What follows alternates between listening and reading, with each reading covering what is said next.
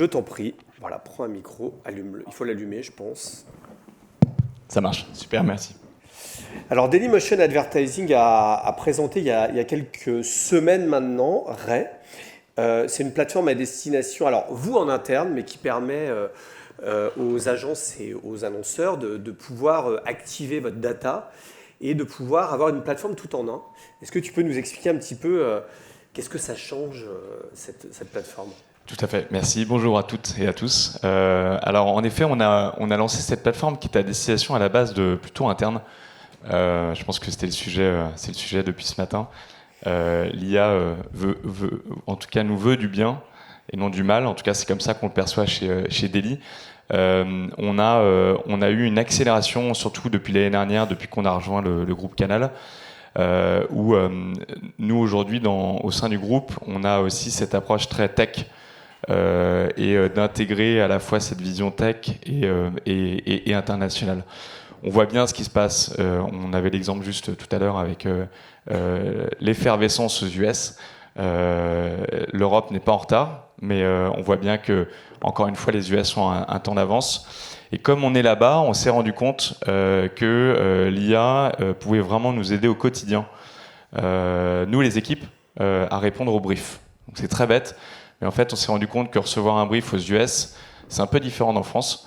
On reçoit c'est des briefs qui vont entre 10 et 20 pages avec des KPI tous aussi plus fous que les uns les autres, mais c'est comme ça en tout cas que ça fonctionne. Et l'humain tout seul, on avait du mal à y arriver. Alors on y arrivait évidemment, mais on mettait beaucoup de temps. Et le temps aux US est clé. Et en fait, on s'est dit, du coup il y a maintenant 2 ans, on s'est dit pourquoi ne pas monter une plateforme agentique IA à destination des équipes, donc qui vont délivrer, qui vont finalement répondre aux briefs médias. Et est né Ray, qu'on a lancé du coup aux US puis en Europe. Et en fait, Ray, c'est une plateforme agentique qui nous aide à construire les plans médias en fonction des briefs que nous pourrons avoir. Donc c'est un outil qui va se baser sur une multitude de data qu'on va exploiter. Donc ça, c'est vraiment la genèse. Et on se rend compte que, au-delà de Dailymotion, ça peut aussi intéresser des clients. Mais l'histoire, en tout cas la genèse, c'est celle-ci. Et donc du coup, pour nous, ce qui est super important, c'est de répondre le plus rapidement possible aux briefs clients. Je pense qu'on en parlera un petit peu après. Mais voilà, en gros, comment l'origine et pourquoi on a monté Ray au sein de Dailymotion et au sein du groupe Canal. Alors tu veux nous montrer à quoi ça ressemble peut-être ? Je t'en prie. Complètement. Donc si c'est le bon... Ouais. Donc c'est une petite vidéo que vous allez voir. En fait, l'objectif à travers cette vidéo, c'est surtout vous expliquer comment ça fonctionne. Donc la plateforme, elle est très simple, très didactique. Aujourd'hui, il y a finalement deux approches, la partie predict et la partie engage. On a parlé créa tout à l'heure. Je reviendrai dessus parce que la créa est clé. Et nous, on croit beaucoup à l'association de la créa et de la data.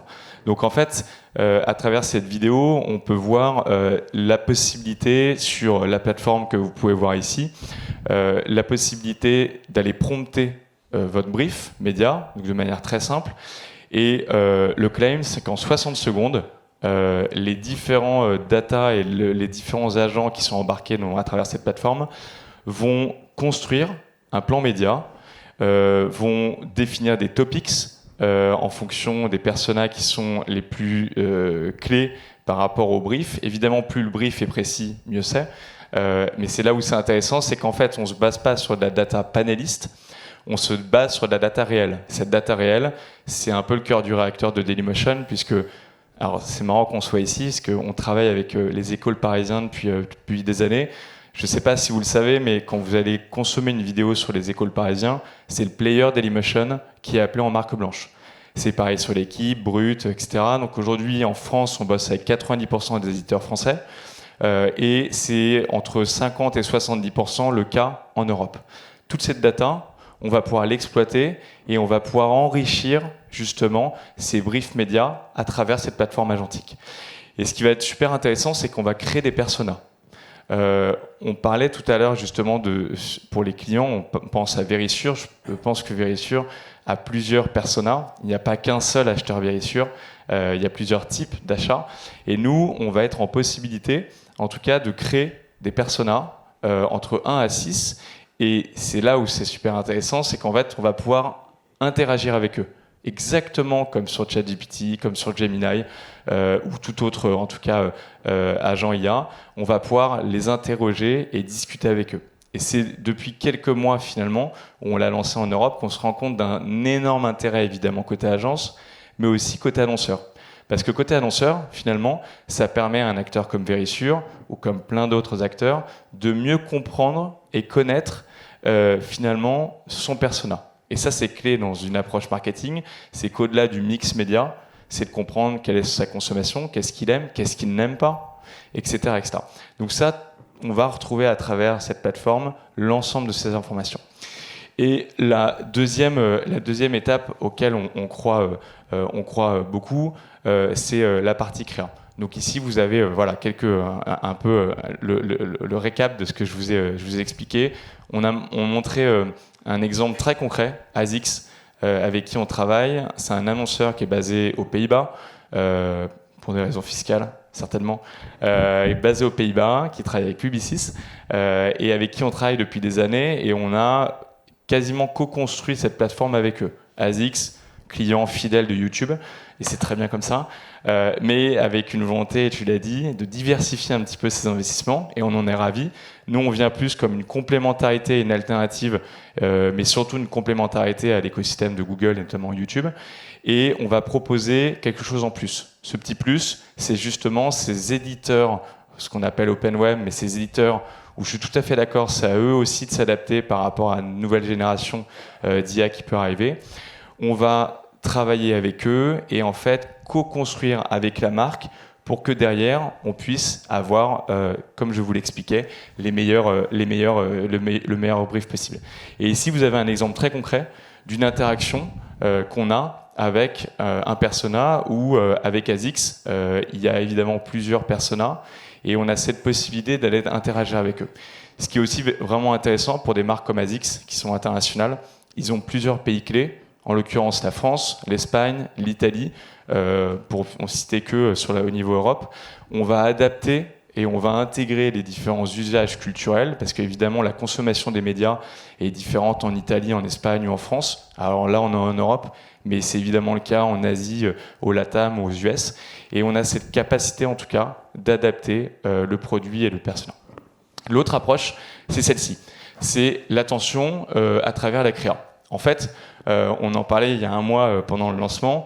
Une fois qu'on a travaillé l'approche persona, on ne s'arrête pas là. Parce qu'on s'est rendu compte que juste travailler la partie data, et le sujet de l'attention est devenu un sujet mature aujourd'hui pour en tout cas le marché, on s'est rendu compte que l'association de la partie data et finalement de la créa est clé.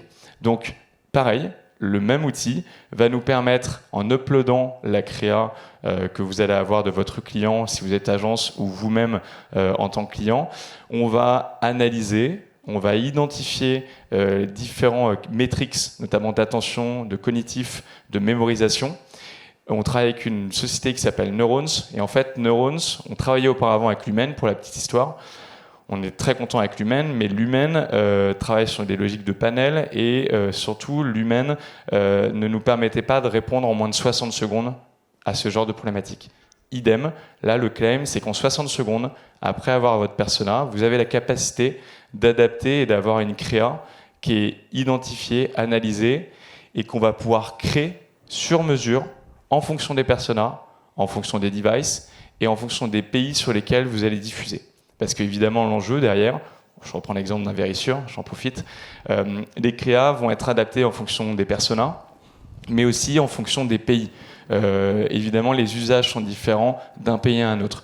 Et donc, c'est ce qu'on veut faire à travers ce genre de format. Donc, c'est des choses qui marchent plutôt bien, puisqu'on a des retours d'expérience assez concrets aux US, puisqu'on a aujourd'hui un positionnement qui est vraiment fort depuis plus d'1 an sur cette approche. Depuis quelques mois, les retours en Europe sont très très bons, puisque en fait aujourd'hui on accompagne de plus en plus ces agences médias. On n'est pas du tout en front, au contraire on va se positionner comme finalement une aide à mieux cibler de manière plus efficace pour atteindre les KPI et surtout le plus rapidement possible. Donc ça, c'est vraiment le claim qu'on a et qu'on a mis en place. Je vois qu'il nous reste 3 minutes, donc du coup, je passe sur ce point qui est, pour finir, assez important selon moi. On a travaillé avec Renault, là très récemment, on a gagné un prix, d'ailleurs on en est très, très content. On a travaillé avec Renault sur comment adapter une créa pour l'adapter sur un écosystème mobile et donc jouer avec l'interaction qu'on peut avoir avec les utilisateurs. La télé, c'est très bien, il y a des très beaux films publicitaires, on l'a vu d'ailleurs celui d'Intermarché récemment est superbe, mais pas forcément adapté à du mobile, et puis pas forcément aussi adapté à différentes cibles. On parlait de la Gen Z tout à l'heure, la Gen Z va être sur des contenus plus courts, plus types sociaux, donc nous on croit beaucoup à pas dire il ne faut pas faire de copie télé, il faut faire évidemment une créa qui s'adapte au persona et qui s'adapte au device. Ça, pour être très honnête, on n'y est pas encore, mais je pense que l'IA va beaucoup nous aider. Et ce qu'on a fait à travers Renault, c'est un super test. En fait, on est allé voir Renault il y a quelques mois pour le lancement de la R4, et on leur a proposé de nous accompagner sur une idée qu'on avait, c'était d'embarquer un agent IA au sein de la créa. Donc cet agent IA, vous pouvez le voir. Vous pouvez le voir ici, la vidéo va être en boucle. En fait, on reprend la copie télé que vous avez ici pour le lancement de la R4 et vous allez pouvoir interagir avec la créa et aller questionner la créa. Donc vous rentrez vraiment au sein du player, puisqu'on est propriétaire de notre player, on a cette capacité d'aller interagir avec eux. Et là, vous allez pouvoir échanger et dialoguer. Et évidemment, on a traîné l'IA. Et on a eu à peu près 4000 interactions sur l'espace de 2 semaines. C'était un pilote, un test. On en est très content, et Renault aussi, et OMD évidemment, parce que en fait, c'est la première fois qu'on a un format interactif où il y a un engagement de l'utilisateur. Généralement, on est beaucoup sur l'attention, mais finalement, et ce qu'on peut reprocher notamment à la CTV encore aujourd'hui, on est assez passif. Là, l'intérêt, c'est d'utiliser les devices et finalement, encore une fois, d'aller créer de l'interaction, de créer de l'engagement, de créer de la mémorisation. Et encore une fois, je prends l'exemple d'un Verisure, la compétition est rude, il y a plein d'acteurs, mais si vous créez une connexion avec votre utilisateur, on se rend compte que derrière, il y a un vrai engagement et c'est la première étape sur le processus d'achat et d'acquisition. Donc voilà ce qu'on a monté. Merci pour ce petit temps. Encore une fois, c'est un produit qui est à destination à la base de Daily, mais on se rend compte au fur et à mesure que le marché est très intéressé et il vient en complément de tout ce qu'on a pu voir, le Gemini 3, de ChatGPT, d'un Perplexity et tout autre finalement acteur. Et l'idée demain, c'est finalement d'accompagner les marques à mieux connaître leurs audiences et à gagner du temps et encore. Finalement, la promesse dans tout ça, c'est d'avoir plus d'efficacité sur les campagnes médias. Merci Bruno. Merci beaucoup. D'être venu nous présenter cette innovation.